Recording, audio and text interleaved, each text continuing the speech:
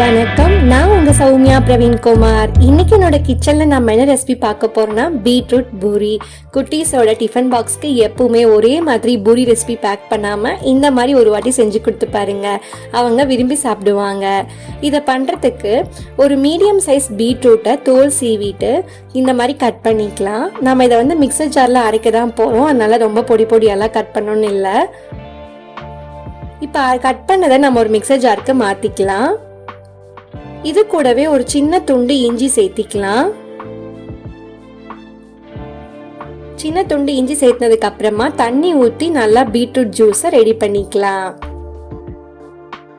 இப்போ இதை ஃபில்டர் பண்ணி அந்த ஜூஸ் மட்டும் தனியா எடுத்துக்கலாம். நீங்க இதே மாதிரி கேரட்லயும் பண்ணலாம்.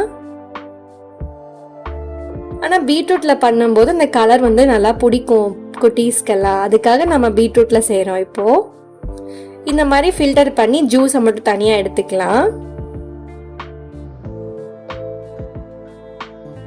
இப்போ ஒரு மிக்சிங் பவுல்ல கொஞ்சமா கோதுமை மாவு, அதுக்கு தேவையான அளவு உப்பு சேர்த்திட்டு நல்லா கலந்துக்கலாம். நம்ம தண்ணிக்கு பதிலா இந்த பீட்ரூட் ஜூஸை கொஞ்சம் கொஞ்சமா ஊற்றி நல்லா பிசைஞ்சுக்கலாம்.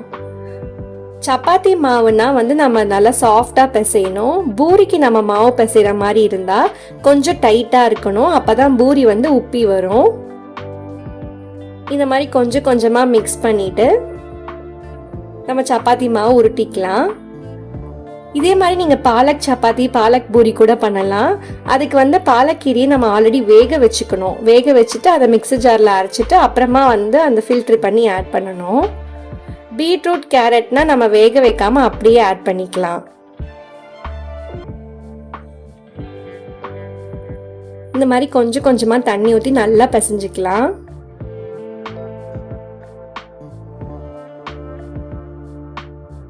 இப்போ இது மேல கொஞ்சமா எண்ணெய் தடவி வச்சிடலாம். ஒரு 10 நிமிஷம் அப்படியே ஊற வச்சிடலாம். மேல எல்லாம் காஞ்சு போகாது, அதனால நம்ம எண்ணெய் தடவி வச்சுக்கலாம்.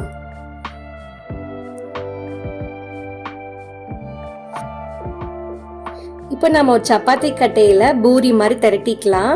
நான் கட்டரை வச்சு குட்டி குட்டியா பூரி கட் பண்ணி எடுக்க போறேன். அதனால ஒரு பெரிய சைஸ்ல சப்பாத்தி மாதிரி திரட்டிட்டேன். இந்த மாதிரி கட்டர் ஆன்லைன்ல அவைலபிளா இருக்கு. நான் இதோட லிங்க் டிஸ்கிரிப்ஷன்ல கொடுக்குறேன். இந்த மாதிரி உங்களுக்கு பிடிச்ச ஷேப்ல கட் பண்ணிட்டு அதுக்கப்புறமா நம்ம எண்ணெயில போட்டு பொரிச்சு எடுத்துக்கலாம்.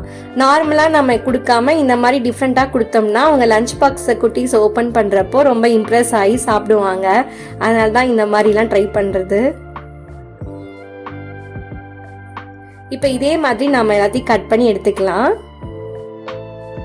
கட் பண்ணதுக்கு அப்புறம் மீதி இருக்க மாவையும் நம்ம உருட்டிட்டு அதுலயும் இந்த மாதிரி சப்பாத்தி போட்டுக்கலாம்.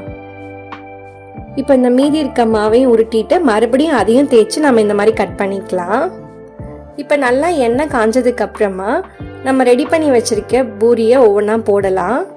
பாருங்க, நல்லா உப்பி வருது.